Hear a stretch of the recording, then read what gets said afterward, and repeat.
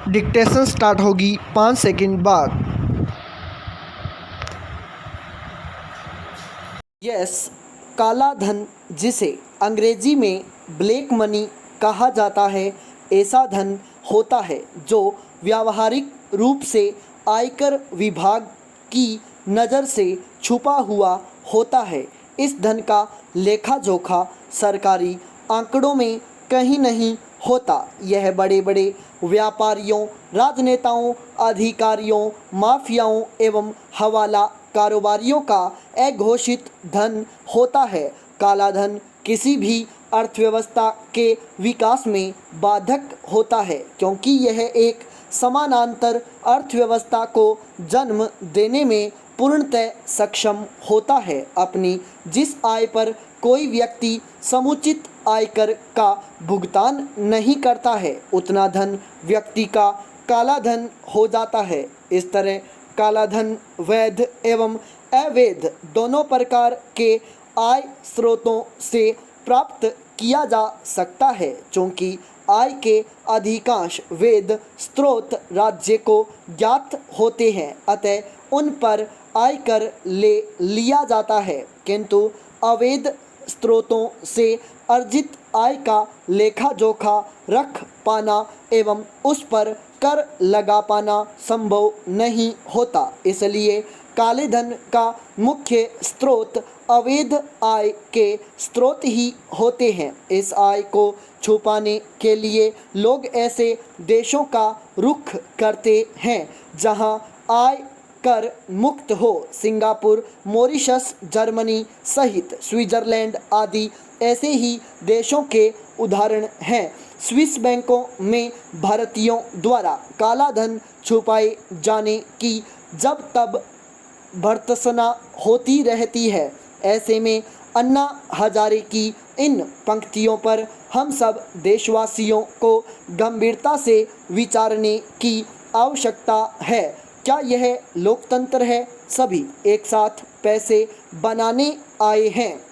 मैं खुद को सौभाग्यशाली समझूंगा यदि मैं अपने समाज, अपने देशवासियों के लिए मरता हूं। अंतर्राष्ट्रीय मुद्रा कोष ने भारत के संदर्भ में काले धन से संबंधित एक रिपोर्ट तैयार की है, जिसमें कहा गया है कि भारत में काले धन की समस्या देश एवं देश के बाहर की गैर कानूनी गतिविधियों का परिणाम है। इस रिपोर्ट में आगे कहा गया है कि एशिया की उभरती आर्थिक ताकत के रूप में भारत अहम है, लेकिन उसे काले धन के कारण देश के भीतर एवं बाहर गैर कानूनी गतिविधियों, मादक पदार्थों के कारोबार, धोखाधड़ी, संगठित अपराध, मानव तस्करी, भ्रष्टाचार, नकली धन एवं अवैध धन वसूली जैसे कई प्रकार के आर्थिक एवं राजनीतिक खतरों का सामना करना पड़ेगा। ग्लोबल फाइनेंशियल इंटीग्रिटी द्वारा जारी की गई एक रिपोर्ट के अनुसार पिछले एक दशक के दौरान भारत में 343.04 अरब डॉलर की राशि काले धन के रूप में देश से बाहर भेजी गई। इस सूची में चीन, रूस, मैक्सिको एवं मलेशिया जैसे देश भारत से भी आगे हैं।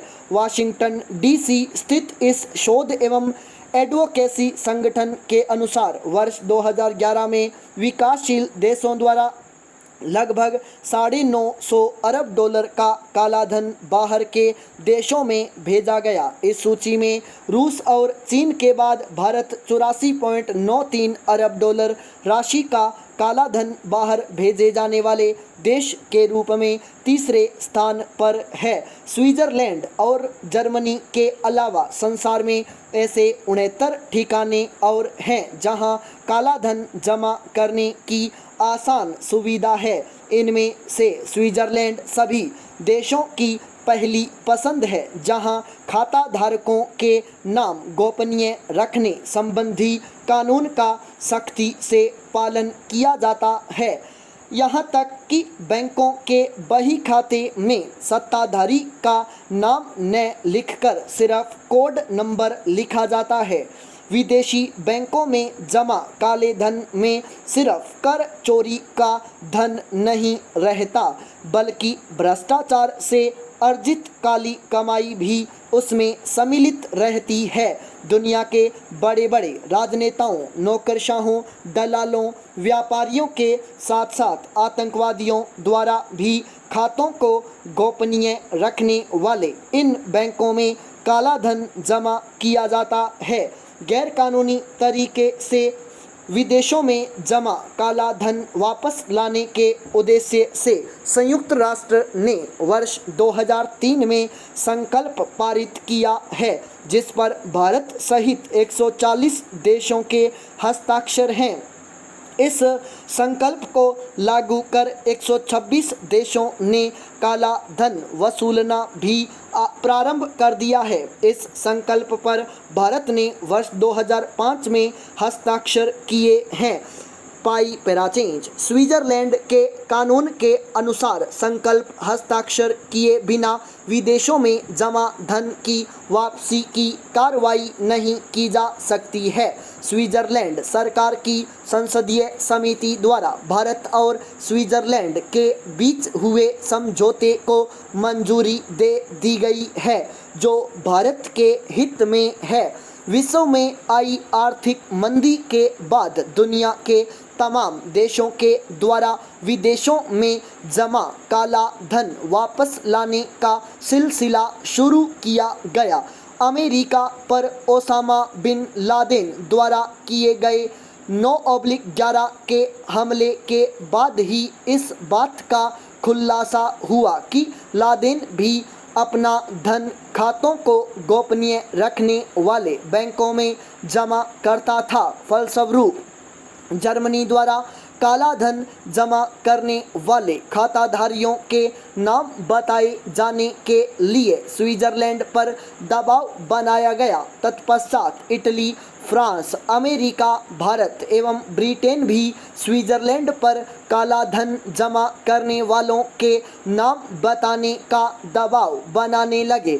अमेरिका की बराक ओबामा सरकार के दबाव में आकर वहां के UBA बैंक ने न सिर्फ काला धन जमा करने वाले 17,000 अमेरिकियों के नामों की सूची जारी की, बल्कि उसने 78 करोड़ डॉलर राशि के काले धन की वापसी भी कर दी। इसी बैंक से सेवानिवृत्त हुए एक अधिकारी रूडोल्फ एल्मर ने विकीलीक्स के संपादक जूलियन असांजे को 2000 भारतीयों खाताधारियों की सूची सौंपे जाने का दावा भी किया है। ऐसे में भारत में काले धन की वापसी की उम्मीद और भी बढ़ जाती है। एक अनुमान के अनुसार देश का रुपए 35 लाख करोड़ राशि का काला धन विदेशी बैंकों में जमा है, जिनमें जेनेवा स्थित HSBC बैंक के 782 खातों में रुपए 3000 करोड़ जमा होने की आशंका है। आयकर विभाग द्वारा HSBC बैंक के इन खाताधारियों के नाम उजागर किए जाने और जमा किया हुआ काला धन हाथ से चले जाने के डर से विश्व के अन्य देशों के साथ साथ भारतीयों द्वारा भी विदेशी बैंकों में रखा धन चोरी छिपे वापस लाया जा रहा है। स्विस नेशनल बैंक के अनुसार वर्ष 2011 में स्विस बैंकों में भारतीयों की जमा राशि रुपए 14,000 करोड़ थी, जो वर्ष 2012 में घटकर रुपए 9,000 करोड़ रह गई है। देश के काले धन को सामने लाने के लिए अब तक भारत सरकार द्वारा कई प्रयास किए गए हैं। स्वतंत्रता प्राप्ति के साथ ही आयकर जांच आयोग का गठन किया गया, जिसके द्वारा रुपए 30 करोड़ की कर वसूली संभव हुई। स्वैच्छिक आय प्रकटीकरण योजना के द्वारा भी बड़ी राशि के रूप में कर वसूली की गई। रिसर्जेंट इंडिया ब्रांड ने भी कर वसूली में महत्वपूर्ण भूमिका निभाई है। भारतीयों द्वारा विदेशों में बड़े स्तर पर जमा किए गए काले धन को वापस अपने देश में लाने के लिए बाबा रामदेव के द्वारा भी जोर शोर से आवाज़ उठाई गई थी। उच्चतम न्यायालय द्वारा भी काले धन से जुड़े खातों की जानकारी सार्वजनिक न किए जाने पर केंद्र सरकार की कई बार खिंचाई की गई है। स्टॉप।